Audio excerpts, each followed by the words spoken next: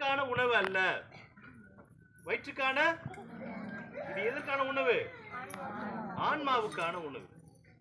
சின்னதா இருக்குது, பசியை போக்குமா? வயிற்று பசியை போக்குமா? போக்காது. எந்த பசியை போக்கும்? ஆன்மாவை போக்கும். சிறிதாக இருக்கிறது, அளவில் சிறிதாக இருக்கிறது. அளவில் சிறியதால் இது இதனுடைய ஆற்றலில் சிறிதல்ல. ஒரு துளி விஷம் போதுமா? ஒரு துளி விஷம் போதுமா? எதற்கு? எதற்கு?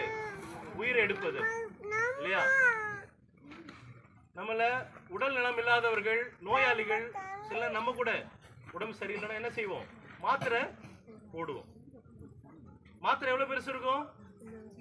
சின்னதா தான் இருக்கும். டாக்டர் கொடுக்கிற மாத்திரையை போடுவோம். தெரியாத மாத்திரை எடுத்து போடுவோமா? ஏன்? சரியான மாத்திரை போடலன்னா என்ன ஆகும்? விஷமாகும்.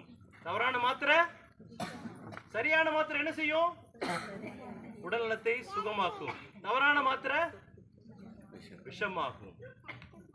அப்போ மாத்திரை என்னது? அளவுல சின்னதுதான். ஆனா அது கொடுக்கிற அந்த பயன், அது கொடுக்கிற அந்த சுகம் பெரியது. அது போலதான் ஆண்டவருடைய வார்த்தை, ஆண்டவருடைய இந்த உடல் என்பது, இந்த அப்பமாக ஆண்டவர் நற்கருணை ஆண்டவர், இந்த நற்கருணை ஆண்டவர் அளவில் சிறியதாக இருக்கலாம், ஆனால் அவர் செய்கிற அந்த அதிசயத்தில் ஆற்றலில் பெரியது. நம்புறீங்களா? ஒவ்வொரு முறையும் உட்கொள்ளுகிற பொழுது இது எனக்கு மருந்து, இது எனது ஆன்ம மருந்து, இது ஆன்மாவுக்கு விருந்து, இது எனக்கு மருந்து, இது எனக்கு விருந்து என்று சொல்லி நாம் உட்கொள்ள வேண்டும். நம்பிக்கையோடு உட்கொள்ளுகிறவர்கள் நிச்சயமாய் பலனடைவார்கள். நம்பிக்கையோடு உட்கொள்ளுகிறவர்கள் நிச்சயமாய் சுகமடைவார்கள். ஆண்டவருடைய அந்த ஆடையினுடைய விளிம்பை 12 ஆண்டுகளாய் இரத்தப்போக்கினால் பாடுபட்ட அந்த பெண் என்ன செய்கிறாள்? தனக்குள் சொல்லுகிறார், நான் ஆண்டவருடைய ஆடையை தொட்டால் சுகமடைவேன் என்று சொல்லி. ஆண்டவர் சொல்லி, என்னுடைய ஆடையை தொட்டது யாருன்னு கேட்கிறார். சீடர்கள் கேட்கிறாங்க, இவ்வளவு பெரிய கூட்டத்துல உங்களுடைய ஆடையை தொட்டது யார் என்று கேட்கிறீர்களே, இவ்வளவு கூட்டம் நெருக்கி கொண்டு இருக்கிறது, யார் எப்படி கண்டுபிடிப்பது? அந்த பெண் வந்து நிற்கிறான். அப்ப ஆண்டவர் சொல்றாரு, என்ன சொல்றாரு? உன்னுடைய நம்பிக்கை உன்னை குணமாக்கியது. ஆகவே நம்பிக்கையோடு உட்கொள்ளுகிற பொழுது, ஆண்டவரை நம்பிக்கையோடு நாம் உட்கொள்ளுகிற பொழுது நிச்சயமாய் நாம் சுகம் பெறுவோம். நம்புறீங்களா? நம்பிக்கையிலே இந்த ஸ்தலம் தான் நாம ஆண்டவருடைய வார்த்தையை கேட்பது. அடுத்த கோயில்ல அங்க நம்ம பேச மாட்டோம், நற்கருணை ஆசிரியர் மட்டும்தான். இதனால் வரையும் இப்ப நாங்கள் வரும்போது பேசிட்டு வந்தோம். நானும் என்னுடைய ஃபாதர் தாமஸும் பேசிட்டு வந்தோம். ஃபாதர் என்னோட நம்முடைய நண்பன் இவ்வளவு நேரமா இந்த தெருக்கள்ல தனியா தூக்கிட்டு வராரு இல்லையா, அவர் கஷ்டமா இருக்கு, நம்ம கொஞ்சம் தூக்கி இருக்கலாமே அப்படின்னு சொல்லும் போது நான் கேட்டேன், நண்பன் நான் வேணா தூக்கி எடுத்துக்கு வரவா அப்படின்னு. இல்ல நானே முடிச்சிடுறேன், நானே தொடர்ந்து வருகிறேன்னு நினைச்சேன். எனக்கு உடனே ஏன் ஞாபகம் வந்தது, அந்த எருசலேம் வீதிகளிலே ஆண்டவரை சுமந்து வந்த அந்த கழுதை தான் எனக்கு ஞாபகம் வந்தது. ஆனா அவர் ஃபாதர் கழுதைன்னு சொல்ல, ஆனா அந்த தூக்கி வர பாக்கியம் யாருக்கு கிடைத்தது? கழுதைக்கு கிடைத்தது. அதுபோல ஆண்டவரை அவர் ஃபாதர் பாத்தீங்கன்னா தளர்ந்து போகவில்லை, சோர்ந்து போகவில்லை. அவர் தளராமல் சோர்ந்து போகாமல் இந்த பணியை செய்கிறார் என்று சொன்னால், அவர் ஆண்டவர் மீது வைத்திருக்கிற அன்பு, ஆர்வம், அந்த ஆர்வமும் அந்த அன்பும் குறையாமல் இருக்கணும்னா நீங்க அவருக்கு என்ன செய்யணும்? அவரை தாங்கி பிடிக்கணும். அவர் எப்படி ஆண்டவரை தூக்கி பிடிக்கிறாரோ அவரை நீங்க என்ன செய்யணும்? தாங்கி பிடிக்கணும். பெலிஸ்தியர்கள் எதிராக இஸ்ராயேல் போரிட்டு கொண்டிருந்தார்கள். அப்போ இஸ்ராயேல் மக்கள் தோற்று போன பொழுது மோயிசன் ஜெபித்து கைகளை உயர்த்தி ஜெபித்துக் கொண்டிருந்தார். அவர் கைகளை நோக்கி உயர்த்தி ஜெபிக்கிற பொழுது யார் வெற்றி பெற்றார்கள்? இஸ்ராயேல் வெற்றி பெற்றார்கள். அவர் கை கீழே இறங்கின போது யாரு தோற்று போனார்கள்? இஸ்ராயேல் தோற்று போனார்கள். அப்போ மோயிசன் என்ன சொன்னாரு? யோசுவா இடத்துல இன்னொரு இடத்துல சொன்னாரு, என்னுடைய கைகளை தாங்கி பிடிங்கள், ஏன்னா கை கீழே இறங்கினா நம்ம என்ன செய்வோம்? தோற்று போகும் என்று சொன்னார். அப்போ மோயிசன் ஜெபிக்கிற பொழுது கூட 2 பேர் உதவியாளர்கள் என்ன செய்தார்கள்? அவருடைய கைகளை தாங்கி பிடித்தார்கள். அதுபோலதான் நீங்க நமது பங்கு தந்தை அவர் பணி செய்கிற பொழுது நீங்க என்ன செய்யணும்? அவருடைய கரங்களை தாங்கி பிடிக்கணும். அவர் சோர்ந்து போகிற பொழுது அவர்கள் தோள் கொடுக்கணும். அவர் சோர்ந்து போகாமல் ஆண்டவரை தூக்கி வருகிறார்.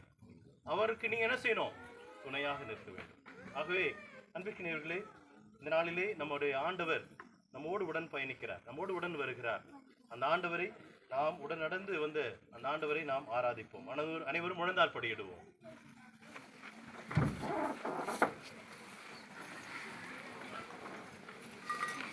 என் உயிரான இயேசு, என் உயிரோடு என் உயிரே நான் உம்மை துதிப்பேன். என் உயிரே நான் உம்மை துதிப்பேன். என் உயிரான உயிரான உயிரான இயேசு, என் உயிரான உயிரான உயிரான இயேசு, என் உயிரான இயேசு, என் உயிரோடு கலந்து என் உயிரே நான் உம்மை துதிப்பேன். என் உயிரே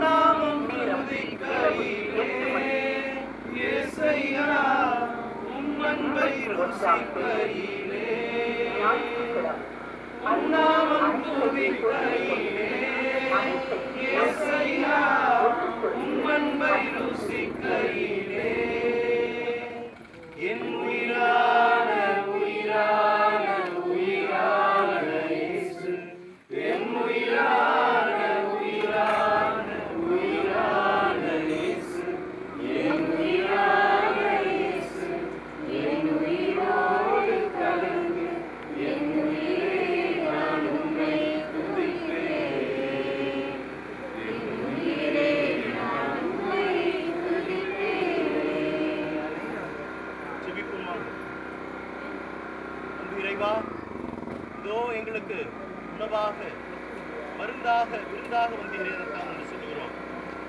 அளவில் சிறிதனாலும் அளவில் சிறிதானாலும் உமது ஆற்றல் பெரிது.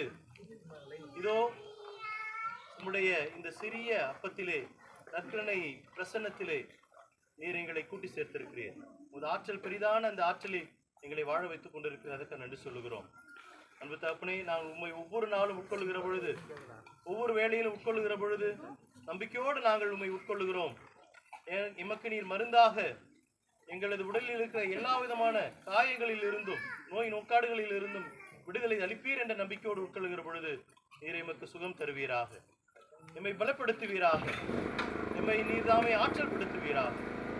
விரைவா இதோ இந்த நற்கருணை பணியிலே உடைய ஊழியனாக நீர் எங்களுக்கு பங்களித்து தந்திருக்கிற என்னுடைய பங்கு தந்தை ஆசீர்வதித்து அவர் உம்மை ஒவ்வொரு நாளும் பலியிலே ஒப்புக் கொடுக்கிற பொழுது அவர் அந்த ஆற்றலை மிகுதியாக பெற்றுக்கொள்ள துணை செய்வீராக.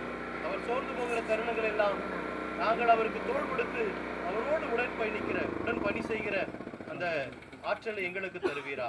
இந்த மன்றாட்டுக்களை எல்லாம் மீட்பெறும் ஆண்டவருமாகிய கிறிஸ்துவை பார்த்து மன்றாடுகின்றோம். மாண்புயர் கீதம்.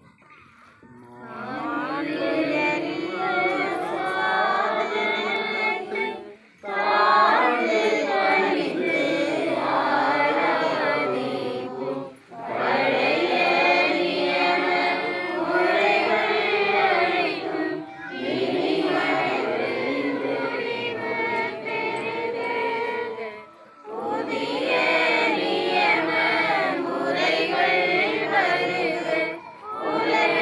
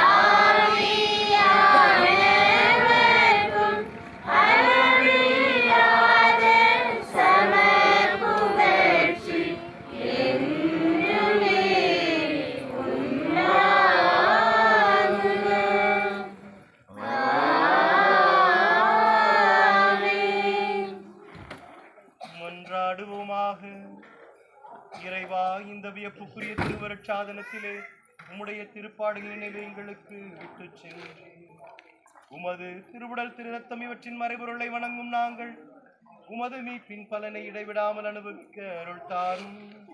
இறைவனா என்றென்று வாழ்ந்து ஆட்சி செய்கின்றவர் நீரே.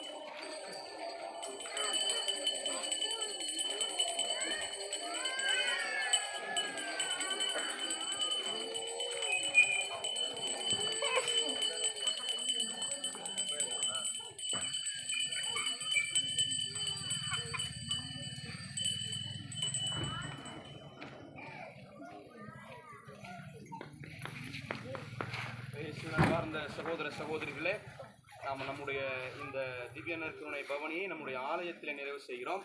அதனால் யாரும் கலைஞ்சு நீங்கள் பாட்டுக்கு போயிடாதீங்க. இந்த வீடுகளில் இருக்கவங்களாம் அப்படியே போயிடாதீங்க.